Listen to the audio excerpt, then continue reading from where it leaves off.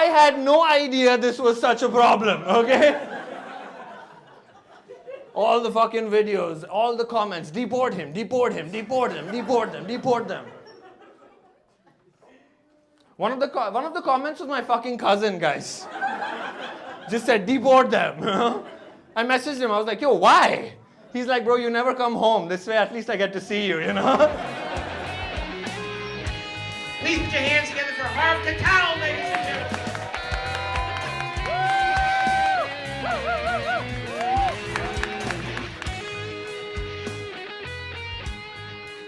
Kenny was talking about Tinder. Anyone on dating apps here? Anyone on Tinder and shit? Hell yeah. A few honest people and just a bunch of liars. Good for you guys. Yeah, I'm not on dating apps. Mainly because I look like the guy that builds the fucking app. I don't like how you guys laughed at that. It hurt me. My insecurities are deep-rooted. I feel like anytime I match someone on Tinder, I'll only match them because they think I'm Tinder support. We both right swipe on each other. I message saying, hey, how's it going? She just responds back with, hey, I can't get my Chromecast to connect to my TV. Can you help? I'm like, man, that's not even Tinder, but yeah, I can help. Yeah, I wanted to avoid all of that, so I got married. Yeah, I got married during the pandemic. No, hold that, dude. Yeah, I got married during the pandemic, not out of love. Mainly because weddings were on sale. I'm still Indian. I was like, at that price? Hell yeah. Only 10 people at my wedding. Can you believe that? World record for an Indian person.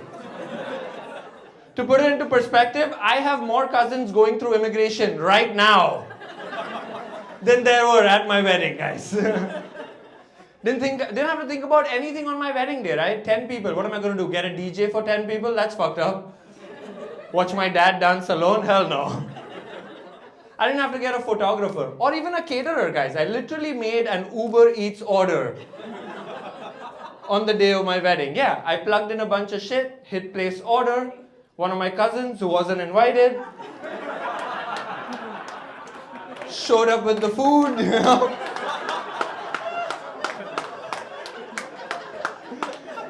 It all worked out. I got to have an 11th person, okay?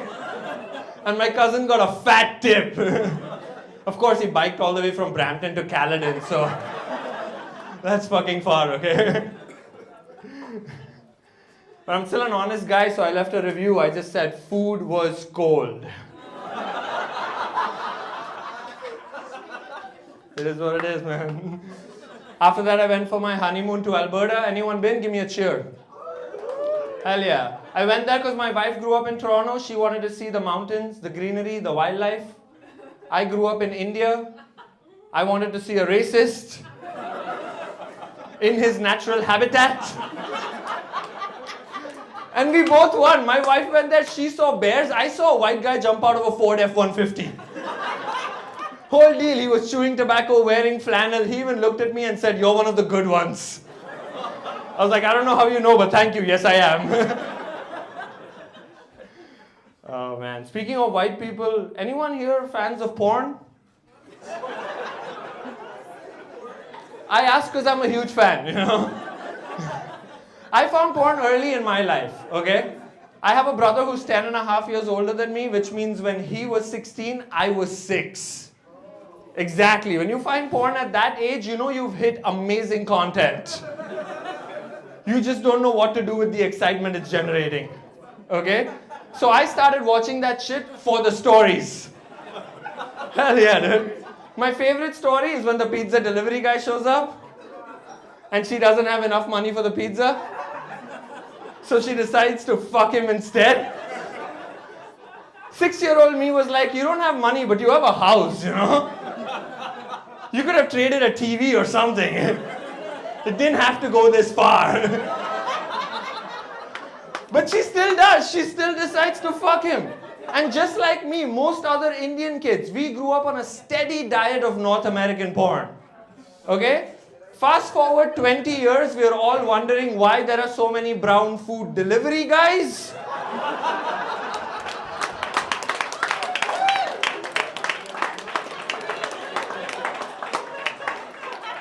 have an answer. You're just not going to like it.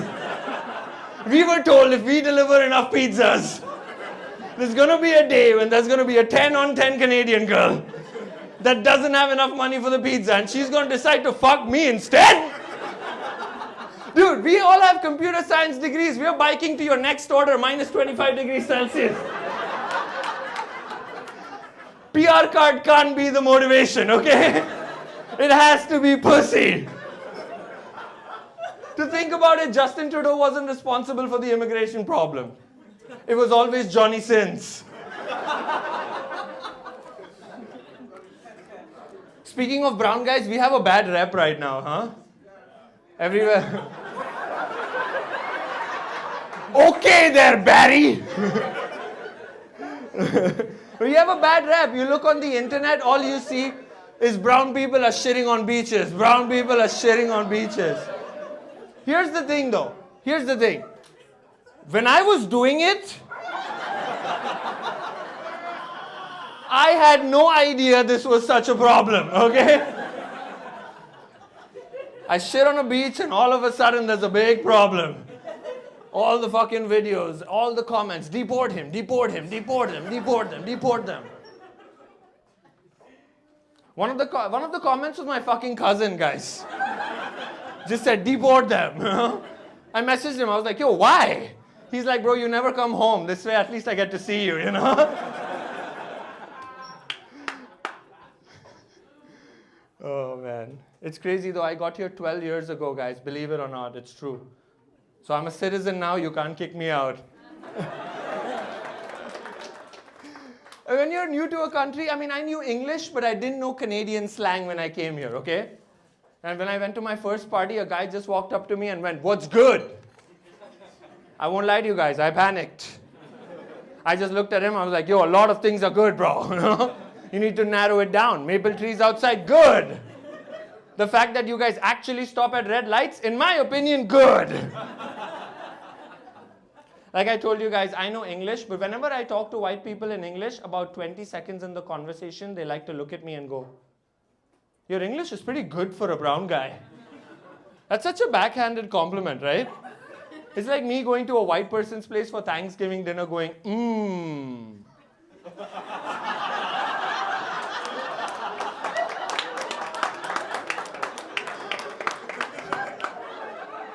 That food's good for a white person. I'm thinking that though, guys, come on.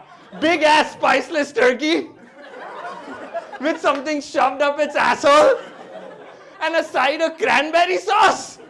Your mom took a whole day to cook that?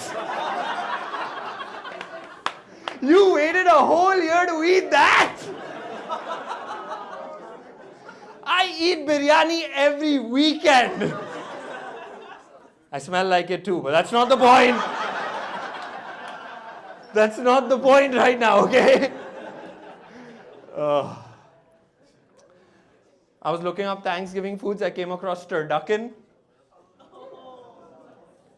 Yeah, exactly. For those of you in the room that don't know, turducken is literally a dead duck shoved up a dead turkey, shoved up a dead chicken. I know I'm getting the order wrong, white people, but it doesn't matter, does it? It's literally dead bird, up dead bird, up dead bird. It's a dead bird orgy, and guess what? All of them are doing butt stuff, guys.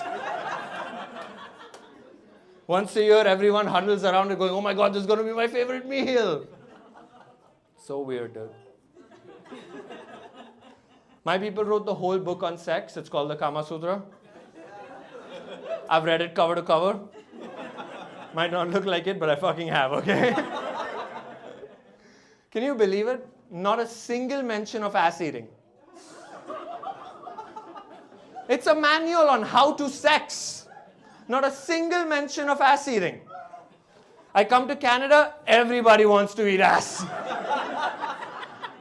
Then I look at your food, I'm like, you know what? It makes sense. You motherfuckers were raised on ass. Oh man, I make a lot of fun of white people, but I actually love white people. I love all my white friends, all three of them. Zach, Brian, and Cody. You know? The holy trinity of white boys. But I always like to ask my white friends what they did over the weekend, because it's usually shit I would never do. I asked one of my white friends, I was like, yo, what did you do last weekend? He just looked at me and went, acid. I was like, I could do acid, you know? Then he went on to say, with my dad. I was like, that's some premium white person shit, bro. The only kind of acid I could do with my dad is called a fucking antacid, okay? But I can imagine what it's like doing drugs with my dad, you know? I start imagining what it's like doing drugs with my dad. We both pop drugs, you know? Fucking however much half an hour passes and we start feeling the drugs. You know, both of us are tripping balls. My dad looks at me, and it's all happening in my imagination. He looks at me and he goes, Harvasp, I really need to talk to you. And even in my imagination, I get emotional, you know, because my father has never wanted to talk to me. And I was like, this is my moment. Dad, you can tell me whatever you want right now. And in the softest of voices, my father turns to me and he goes, Harvasp, I can't get my Chromecast to connect to my TV. Can you help? Guys, this has been a dream come true. You've been an amazing audience. Thank you so much.